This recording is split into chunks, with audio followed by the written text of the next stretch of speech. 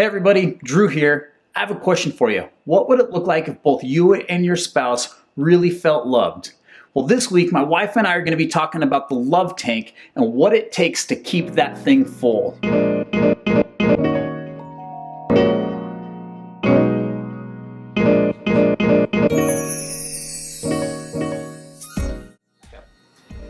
Hey everybody, Drew here. This is my wife, Jazmyn. Hey everybody. And we're going to be doing a video series on how to enrich your marriage. And today we're going to be showing you a great tool. So ladies, if you're like me, you probably always dreamed that your wedding day was going to be your fairy tale ending. And I don't know about you guys, but I imagine that you probably thought that your wife was going to wait on you hand and foot. And then you got into your fairy tale ending the day after the wedding and woke up to a rude awakening. Marriage is not always happy, it's not always easy, it's hard work on a day-to-day basis. And when you go into it with those expectations that it's gonna be 50-50, sometimes you feel like you're not loved or you're not being fulfilled, and it can be a bit of a letdown. So today we're gonna be talking about a cool tool called the Love Tank on how to start to feel more enriched, how to open up communication between you and your spouse on how you can help each other to feel more loved. Because marriage, let me tell you, is not 50-50, it has to be 100-100. I'm 100% trying to serve my spouse and he's 100% trying to serve me. Yeah, the truth is it really is 100-100 and it's not 50-50. Both parties, both spouses need to be 100% in if you want your marriage to succeed and if you want it to be something that you both enjoy.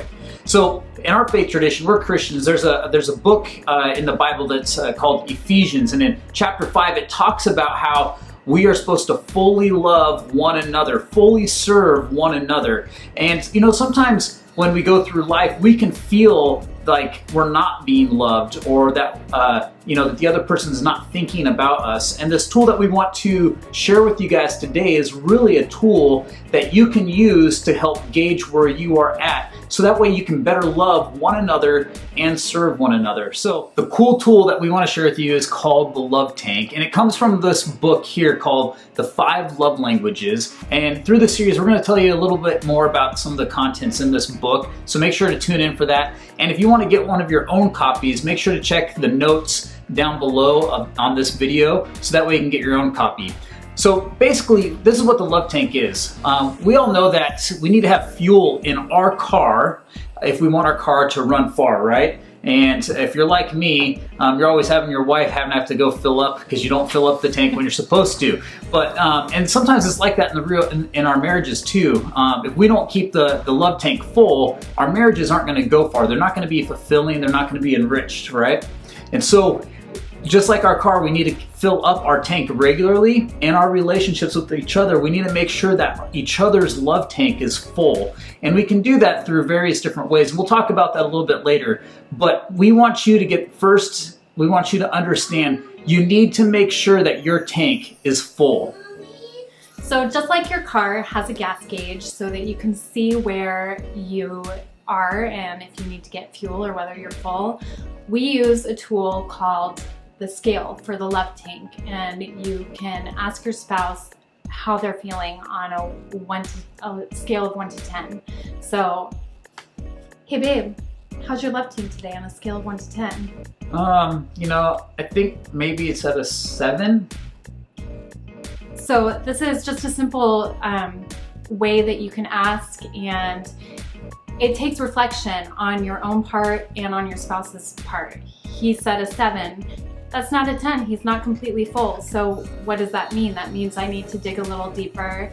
He might need to do some more reflecting. There are times when he's asked me, how's your love tank today? And I'm like, I don't know. I have to think about it. So this tool involves a lot of self-reflection. It involves being willing to be present, and it just opens that door of communication as well. Yeah, so the scaling question is a great question to institute in your marriage. And really what it is telling your spouse is that you actually care about them and that you do love them and you want to know how you can love them better. And it opens up that dialogue that may be missing. And it actually starts to build intimacy because you can start asking each other, where are you at? And the cool thing is once one spouse asks that question, then the other spouse also, it opens up the opportunity for them to ask that question to the other spouse. And so you can actually kind of see where both people are at. But there's one thing that's really important about that scaling question when you use it, is you need to be honest with one another. You can't give I'm doing a 9 or a 10 just because you don't want to upset someone. This is really a tool to help grow with each other into intimacy. So you need to be honest and you need to be clear with one another, because it's not going to get better if you're not honest, right? Right. And no marriage is perfect. So there are going to be times where you say, hey babe, how's your love tank? How are you doing? And they might say, honestly, I'm running on fuels right now. You've been gone, you're working hard, or I just feel alone in the housework, whatever it may be. No marriage is perfect. It's okay to be honest because, like Drew said, it's not going to improve unless you open that dialogue and are willing to be honest with each other. Yeah, and the cool thing about the scaling question is it's not something that you just ask once every 6 months, but this is something that you should probably build into the rhythm of your marriage. Maybe once a week, maybe once every 2 weeks. Really kind of get to see where each other are at. And if it's a stressful season, maybe you're asking it a little bit more, because sometimes when we're stressed out, we kind of run through that love fuel a little faster than if things were kind of going smooth and sailing. So once you've asked your partner how they're doing, how their love tank is, and they've given you an answer, if it's anything less than 10, there's obviously room for improvement, right? So this is an opportunity to say, hey, what can I do to fill your love tank today? How can I help you? This is where solutions comes into play. Your spouse needs to be honest with you. I am lacking in physical touch. Maybe you could give me a back massage today. This is my favorite one, everybody. I love back massages. Or I just need you to do the dishes for me after dinner tonight because I cooked and I was with the kids all day. Or I had a really stressful day at work and I need to unwind for a little bit. Can you distract the kids, keep them off me so that I can have some downtime to myself? These are all really simple solutions, but you need to be willing to come up with ideas. Don't leave your spouse hanging. I'm at a 7, babe, but I have no idea how you can help me improve. Isn't really a fair place to leave your spouse hanging. Right, so you want to offer them solutions, and again, be open to what those solutions are. And you as the spouse that maybe is saying, I'm at a 7, but this would really help. I think also you need to be aware of the situation. Maybe you want that back massage, but at that time, your mate can't give you that back massage right then and there. Oh, and yeah, and that's okay. But that's where the dialogue comes in. Okay, babe, I really love you. Maybe tonight when the kids are in bed, I'll give you that back massage. Or tonight won't work because I have X, Y, Z. But how about tomorrow night? And you make that part of a plan and a date. What happens is when you start meeting those solutions, when you start intentionally trying to fill your spouse's love tank, that in and of itself is a way of showing love to your spouse. And this is the thing, if both spouses are actively engaged in doing this, then you are going to walk around with tanks that are full as opposed to tanks that are running on empty. And I can tell you this, a lot of marriages are running on empty, and we want you to have your tanks running on full. And so if you use this tool, I can guarantee if both of you guys are actively using this, that your relationship will be enriched.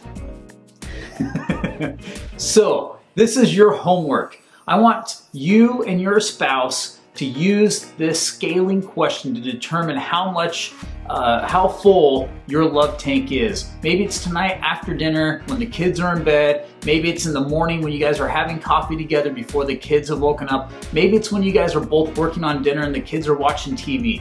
I don't know when, but use this question to figure out where you guys are at and find a solution on how you guys can better love one another. And just don't do it this once, but maybe put it on the calendar to ask every Thursday evening. I don't know, but I want you to make this a part of your rhythm of your marriage. Hey guys, thanks so much for joining us on this. We hope that you'll join us next time, and we're just like you, we're trying to improve our marriage, so we'll be joining you in this homework. Yep. And we hope that it helps you both to feel more loved and to spread the love outwards. Yeah, and so make sure to join us when on the next video. We're going to be talking, continuing on in the 5 love languages. You can look it up online. You can maybe get the book if you want to get the book, but awesome stuff that will help you grow in your marriage and enrich it. So we'll see you next time. Thanks for tuning in.